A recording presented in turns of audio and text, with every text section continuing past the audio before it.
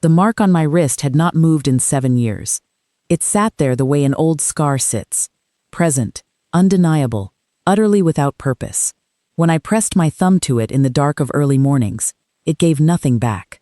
No heat, no pull, just the raised silver lines that every alpha carries from his first shift, waiting for the moment they are answered, and mine had decided 7 years ago that they would wait forever. I had made my peace with it, or something close to peace, the kind that is really just silence, worn long enough to mistake for contentment. My council had not made peace with it. My council would never make peace with it. They had spent those 7 years making lists instead.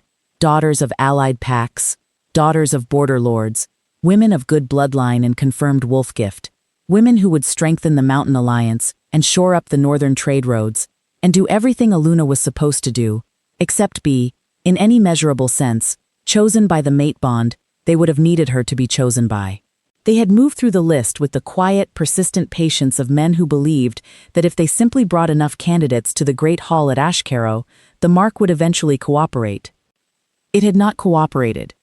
In 7 years it had not so much as warmed at the presence of any of them, and I had begun to believe, in the long, honest hours before dawn, that perhaps it simply would not, that the moon had given me a mark for reasons she had not chosen to share, and that whatever mate she had intended me to have was gone, a woman lost before the bond could find her, or a thread the world had cut before either of us could follow it. Some bonds misfire. My father's elder brother had carried a mark to his grave without it ever speaking. I was not the first man to lead a pack through a dormant bond, and I would not be the last.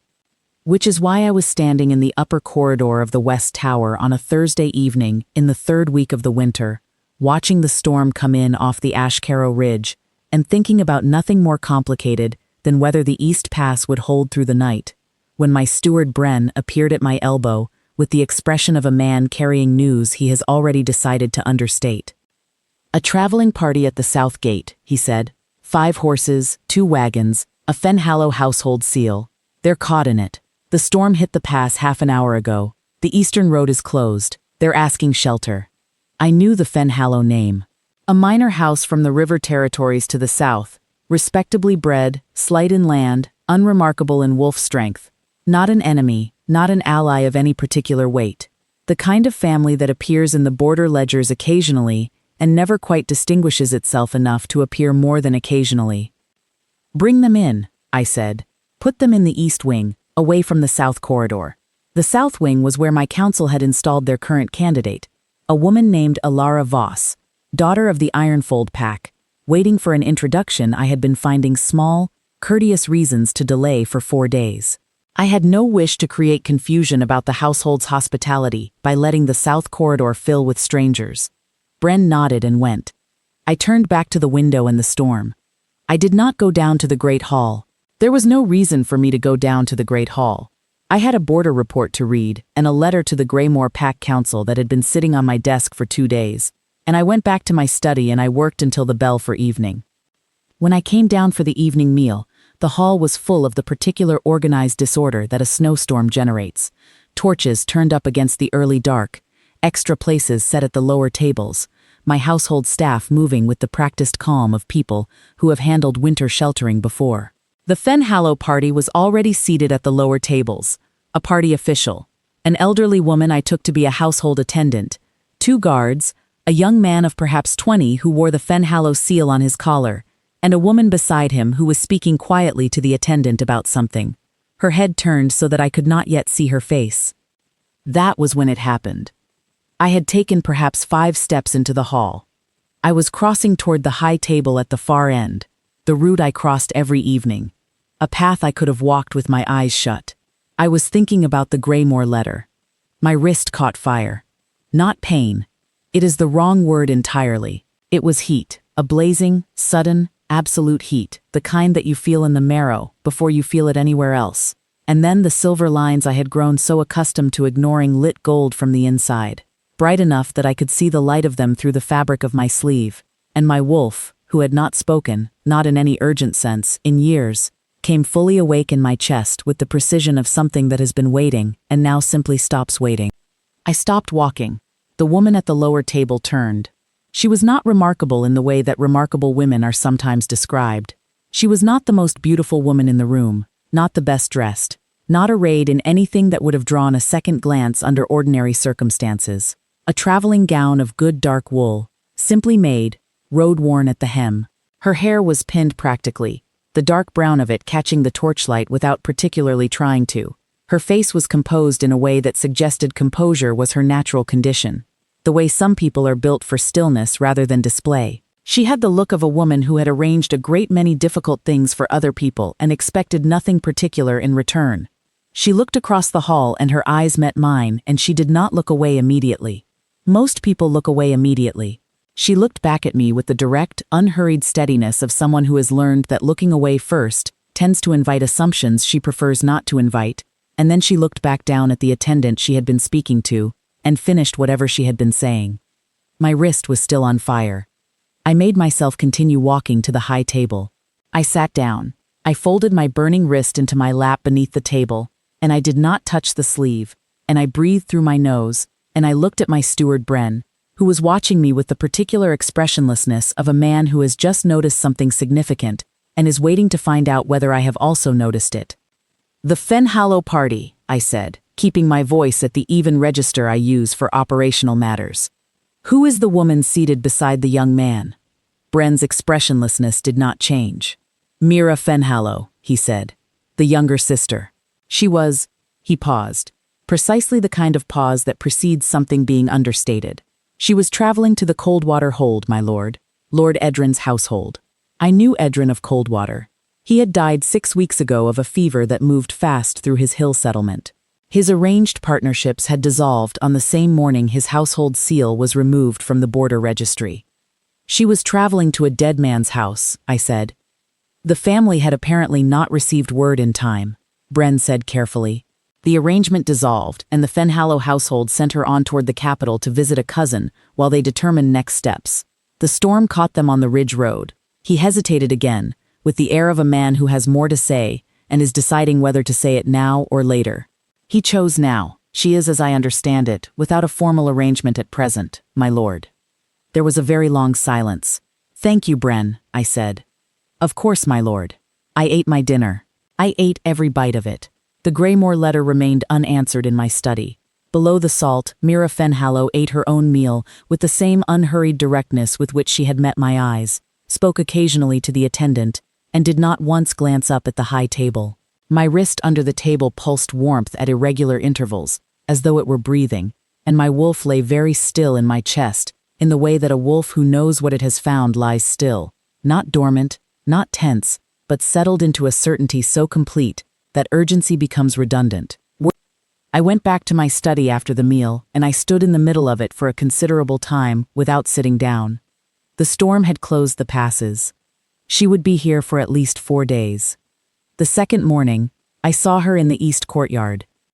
My wolf Vorn, my own wolf, the inner creature who had been my companion and my instinct since my first shift at 16, had his large gray head pressed against the bars of the east wing fence, where the pack's older wolves were kennelled for the winter. Not pacing, not restless, simply pressed there, still and attentive, watching. On the other side of the fence, crouched in the snow beside the kennel wall, was Mira Fenhallow, speaking quietly to old Sif. Sif was 14 years old, and had been with the pack since before I was born. She had a hip that had never healed properly from a fall 3 years ago, and she was getting to the end of her winters. The pack's healers had done what they could, which was not very much. Sif walked stiffly and ate less than she used to, and spent most of the cold season lying beside the indoor heating stones with her muzzle on her paws. She did not, as a rule, accept much handling from anyone outside her immediate pack bond. She had her gray head on Mira Fenhallow's knee. Mira was running a careful hand along Sif's hip in a specific way. Not a comfort stroke, but an examination. The kind of deliberate, knowledgeable pressure that a person uses when they know what they are looking for. Her lips were moving very slightly, as though she were counting under her breath. Then she sat back on her heels, reached into her traveling bag, which was open in the snow beside her, and produced a small cloth-wrapped packet that she opened with careful, practiced hands. I stood in the east corridor doorway and watched her work. She applied a poultice with the confidence of someone who has done it many times before. wrapping it with strips of linen from the same bag, speaking to Sif throughout in a low, easy voice that I could not hear from where I stood. Sif let her do it, more than let her. Sif had the settled, trusting stillness of an animal with a person it has decided to accept, the complete muscular release of a creature who has stopped bracing for pain. Vorn, at the fence, wagged his tail once. A slow, single, deliberate wag, like a sentence completed. He had not wagged his tail in 11 months, not since the autumn prior, when one of the pack's younger wolves had recovered from a bad fall and he had seemed, briefly, like his old self. Before that, I could not have said when. I stood in the doorway and watched my wolf wag his tail at a woman crouched in the snow beside an old sick wolf she had no obligation to be tending, and the mark on my wrist bloomed warm under my sleeve. She looked up then, not at me, at Vorn. She met Vorn's eyes through the fence with the same direct steadiness she had used in the great hall the evening before, and something passed between them in the wordless language that wolves use when they are deciding about a person. And Vorn wagged his tail again, twice, and then laid his chin on the top bar of the fence with a long exhaling sound that was very close to contentment. She glanced sideways and saw me. She did not startle. She simply finished tucking the edge of the linen wrap and then stood, brushing snow from her skirt, and looked at me with the composure of a woman who has been caught doing nothing she regrets. "I hope I haven't overstepped," she said.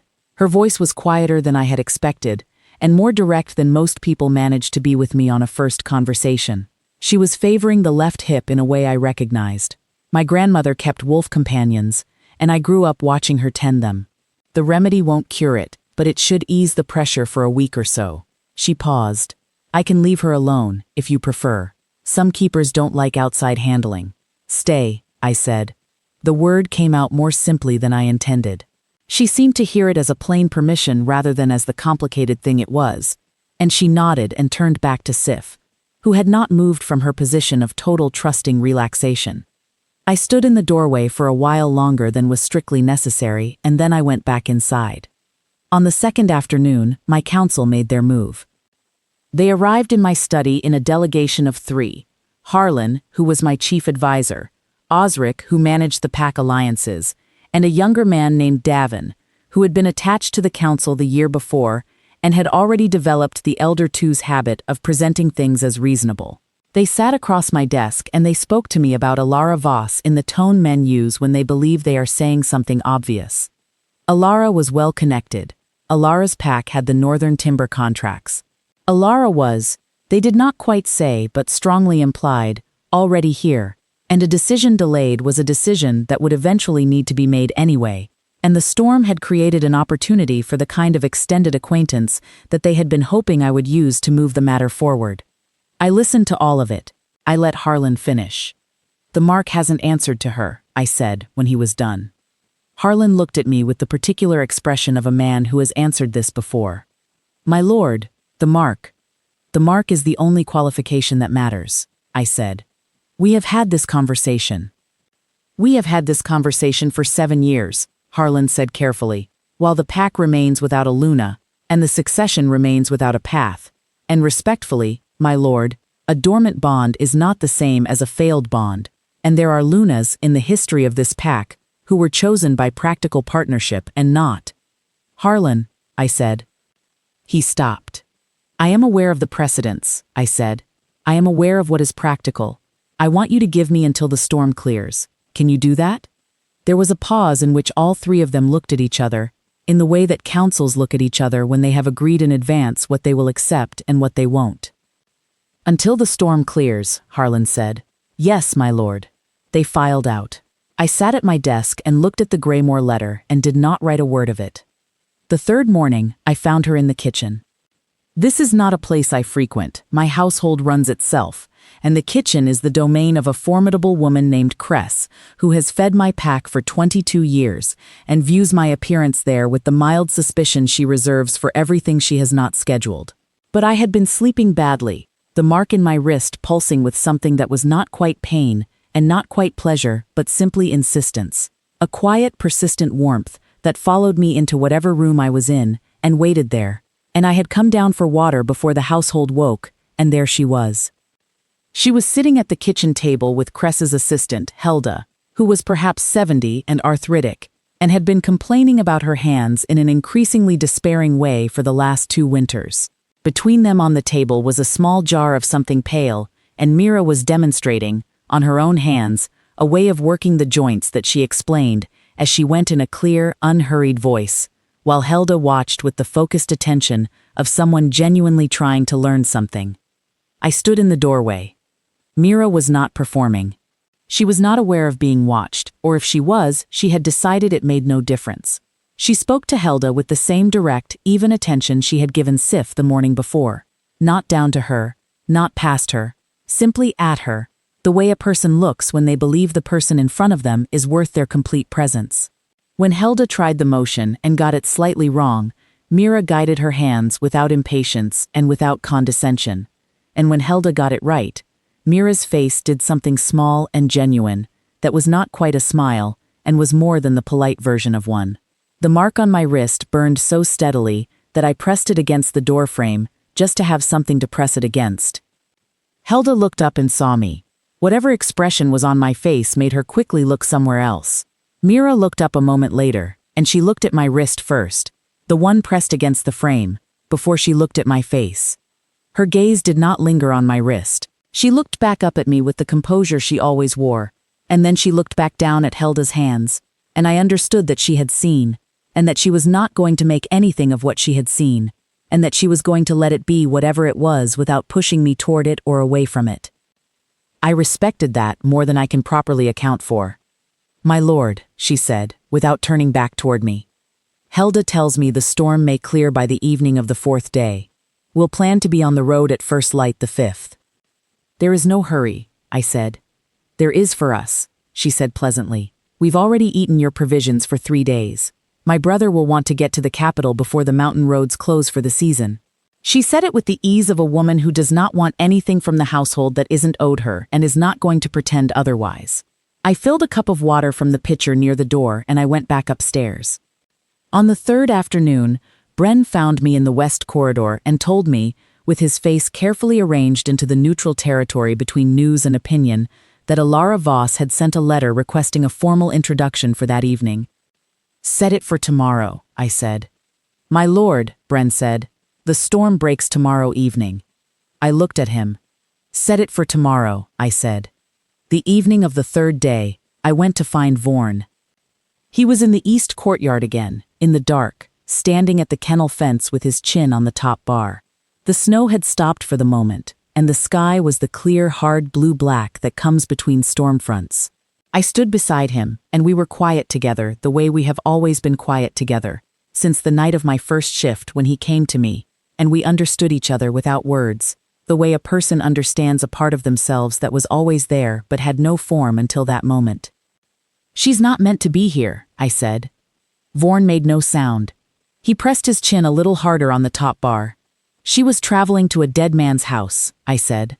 "Her family sent her in the wrong direction. She is here because a road closed and the storm was faster than the news." I looked at the black sky above the keep walls. If the storm had hit 2 hours later, she would have cleared the pass. Vorn turned his head very slowly and looked at me with the yellow eyes that were my own eyes, the ones I had grown up watching in the river's surface. "I know," I said. I put my hand on his head. Under my sleeve, the mark settled into the steady warmth it had been holding for 3 days. Not urgent now, not pulsing, simply there, present. The way a thing is present when it knows it doesn't need to announce itself anymore, only be recognized. "What is it that she wants?" I said, not to Vorn, to myself, to the question that had been sitting in the back of my study and my kitchen and my courtyard and my corridor for 3 days. She's asked for nothing, and that, I thought, was the whole of it. In 7 years of candidates and lists and council delegations and carefully arranged hall meetings, I had been surrounded by women who wanted something from the match. Not wrongly, it was the nature of alliances, and I had wanted things from the matches too, or been willing to want them, if the mark cooperated, but there was always an architecture of wanting, a weight of expectation and calculation and positioning, and it was entirely invisible, until I had spent 3 days watching a woman who had none of it, who tended an old wolf because the old wolf needed tending, who taught Helda a remedy because Helda's hands hurt, Who ate her dinner and finished her sentences, and planned to leave before she had inconvenienced anyone past what could be helped? Not because she was performing unselfishness, because she genuinely had not arranged this situation to get anything from it, and so there was nothing to perform. She had arrived here belonging to a dead man's arrangement. She was leaving in 2 days belonging to nothing in particular, on her way to a cousin's house while her family decided what to do with her next. She was, in the language of alliances, available. And she did not know it, or if she knew it, she had not thought to use it. The thought did not appear to have occurred to her that a woman stranded in an Alpha King's keep during a blizzard, without a formal arrangement, might try to become less stranded in a particular way. My wolf wagged his tail against my leg, slow and certain, and I looked at the black sky above Ashcarrow Keep and I made up my mind. The 4th morning, the mark on my wrist did not pulse at all. It simply burned, steady and complete, the way a fire burns when it is well laid and well fed, and has stopped requiring attention to maintain itself. I got up, I dressed, I read the border reports, I wrote the Greymore letter, I ate breakfast in my study and I did not go looking for her. At mid-morning, Bren appeared with his neutral expression. "Miss Fenhallow has been with Sif again," he said. "The hip looks considerably better." Sif walked the length of the east fence without limping. I said nothing. "The South Wing candidate is asking," Bren said, "whether the formal introduction will happen this afternoon or this evening, as the storm is expected to break by supper." "Neither," I said. Bren was quiet for a moment. "My lord," he said carefully, "the council will not—" "Tell the council I will speak to them this evening," I said. "In the Great Hall, after supper. Tell them to be there. And Bren, tell the Fenhallow party the same." Bren looked at me for a long moment with the expression of a man performing rapid mental calculations. Then he nodded, once, and went. I do not know how to explain the afternoon that followed, except to say that it was the most carefully lived 3 hours I have spent in a considerable time. I worked, I signed letters, I met with my head of the Eastern Watch and discussed the implications of the pass closure for the spring supply routes. I did all the things a keep lord does in the middle of a winter storm day. And inside all of it, behind all of it, the mark on my wrist burned with the complete, unhurried certainty of a man who has finally located north on a map he has been reading without it for 7 years. I was not afraid of getting this wrong. That was the strangest part. I have been afraid, at various points in my life, of the wrong choice, of the pack led poorly, of the alliance badly judged, of the bond perhaps never speaking at all. But standing on the other side of 3 days with Mira Fenhallow in my keep, I was not afraid. The mark was not afraid. Vorn was not afraid. Something in all 3 of us, the man, the wolf, the bond, had come to the same quiet conclusion by different paths, and arrived at the same still place, the way travelers converging on the same ford find each other there without having traveled together. At supper I ate in the great hall. She sat at the lower table with her brother and the attendant, as she had done every evening. She ate unhurriedly and spoke with her traveling party and did not look at the high table any more than she had on the other evenings. There was nothing in her manner that suggested she knew what was coming. There was nothing in her manner that suggested she had arranged for anything to be coming. I ate.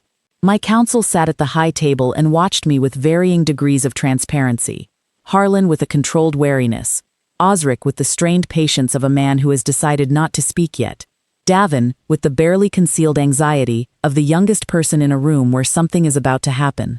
At the south end of the hall, at a side table, Alara Voss sat with her own attendant, composed and waiting, with the dignity of a woman who has been managing this situation well for 4 days. I would owe her an apology for this. She had done nothing wrong. She had come in good faith at the council's invitation, she had waited with grace, and she deserved to be told plainly rather than managed. The apology would be made privately and sincerely, before she left the keep in the morning. That was a debt I owed her, and I intended to pay it. But first, the supper hour ended. The household began the ordinary business of clearing plates. The storm had broken an hour before. I could see it in the changed sound of the walls, the way the keep breathed differently when the wind dropped. Tomorrow the passes would be open. Tomorrow the Fenhallow party would be on the road. I stood. The hall went quiet in the way that halls go quiet when the person at the high table stands without warning. My counsel went still. The household staff stopped. Below the salt, conversations paused. I have an announcement to make, I said, in the Carrie voice that carries, before tomorrow's departures. I came around the high table. I walked down the hall. I stopped at the lower table. Mira Fenhallow looked up at me with the direct, composed eyes she always used, and for the first time in 3 days there was something beneath the composure that was not quite composure, a quality of stillness that is different from easy stillness, the kind that is held rather than natural. She had worked something out. Not all of it, perhaps, but enough. Mira of Fenhallow, I said. My lord, she said. I turned my wrist over. I pushed back the sleeve. The mark was fully lit, gold white, steady, the lines of it burning clean, and I held it where she could see it. For a long moment she looked at it. Then she looked at her own wrist, slowly, as though she already knew what she would find there. The skin of her wrist was glowing. The lines had come up gold on her wrist, in the time we had been in the same keep. Faint, the way a new bond shows before the confirmation, but unmistakable. She looked at them with the expression of a woman who has been told something she did not expect to be told, and is receiving it with a clarity rather than a panic, taking it in as she takes everything in, directly, without retreating from it. She looked back up at me. You didn't know, I said. It was not a question. No, she said, not entirely. A pause. I noticed something, the first evening. I didn't know what it meant. It means, I said, that you were never meant for Coldwater. You were never meant for that road.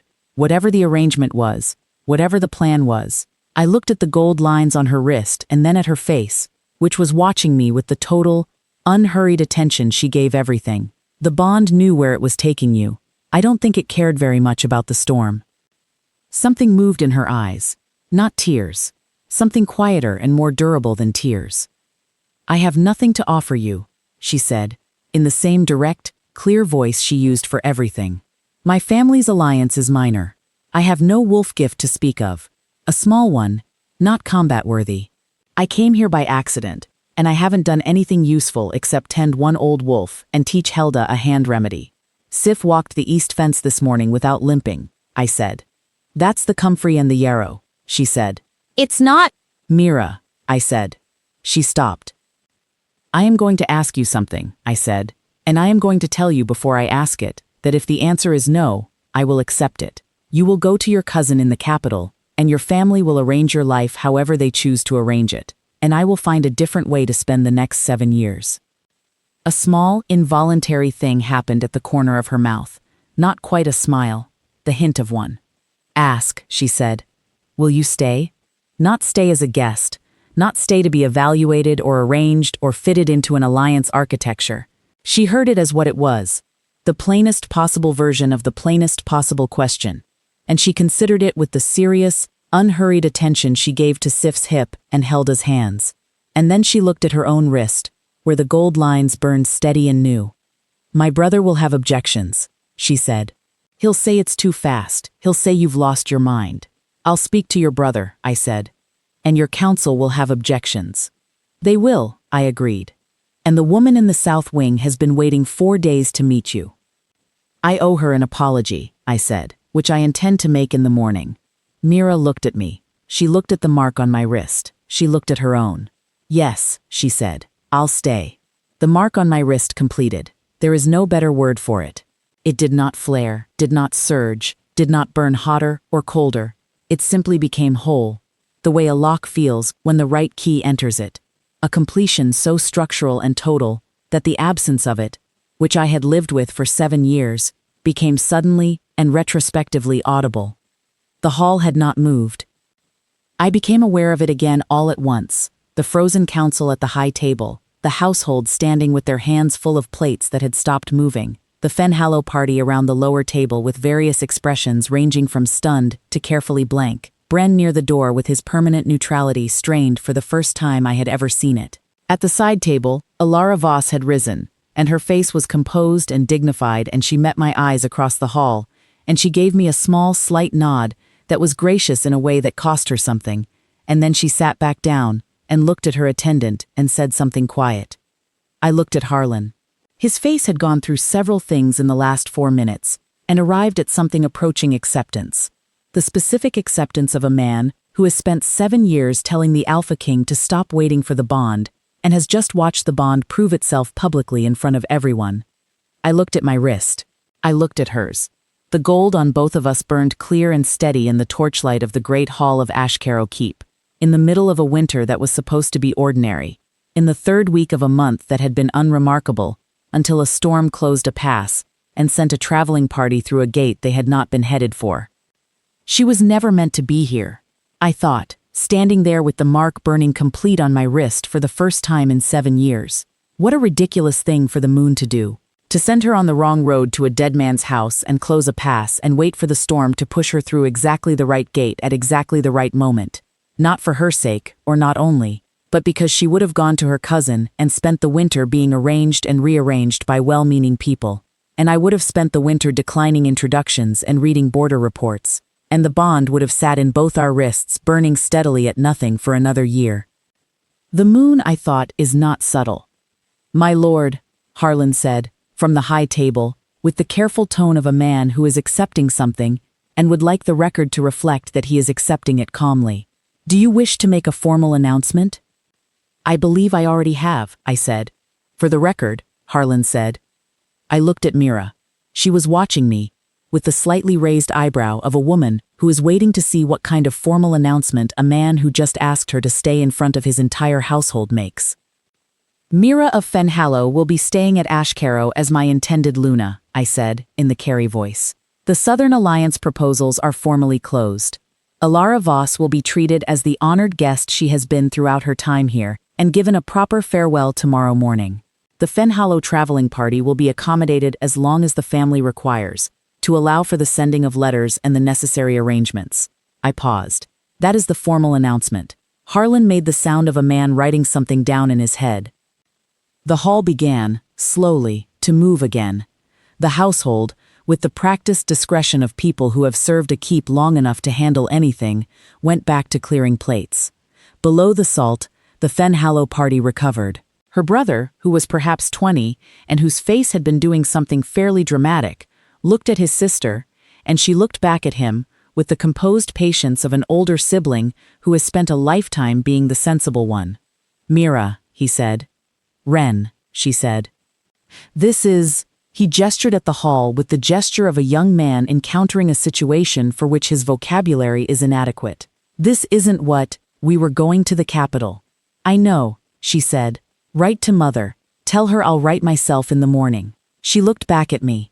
"I would like to write my own letter," she said, which was the first thing she had asked for. "Whatever you need," I said. "I'll need paper," she said. "And I'll need to speak to Helda about the rest of the hand remedy, because I only showed her the first part." I looked at her. "It's a 3-part remedy," she said, with the slight patience of a woman explaining something to a man who has just upended her winter and can at least follow this part.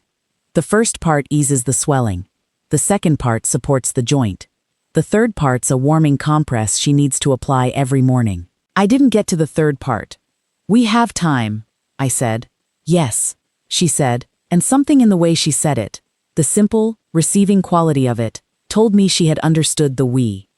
That evening, Vorn sat in the corridor outside the East Wing guest rooms.